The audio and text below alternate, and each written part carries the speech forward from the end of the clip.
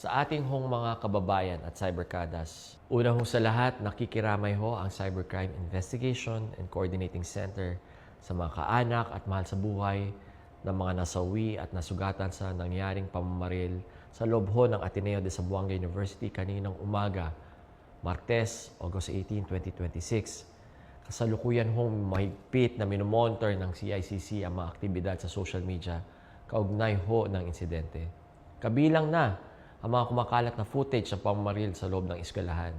Nakikipag-ugnayan na rin ho kami sa Meta at ibang social media platforms para sa agarang pag-take down nito upang hindi na ho ito patuloy na kumalat at magdulot ng sakit at panik sa publiko or magamit sa pag-iimpluwensya pa ho ng iba.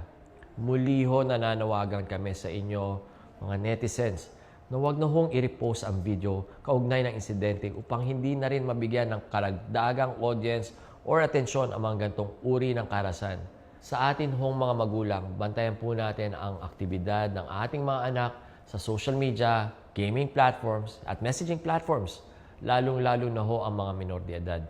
Panatilihin natin bukas ang linya ng komunikasyon sa ating mga tahanan at alamin kung ano ang kanila pinapanood, sinusundan, kinukonsumo online. Patuloy naman ho nakikipag-ugnayan ang inyong CICC sa kinauukulang ahensya at stakeholders upang masubaybayan ang online activities kaugnay ng insidente at makapagpatupad ng mga karampatang hakbang. Maraming salamat po.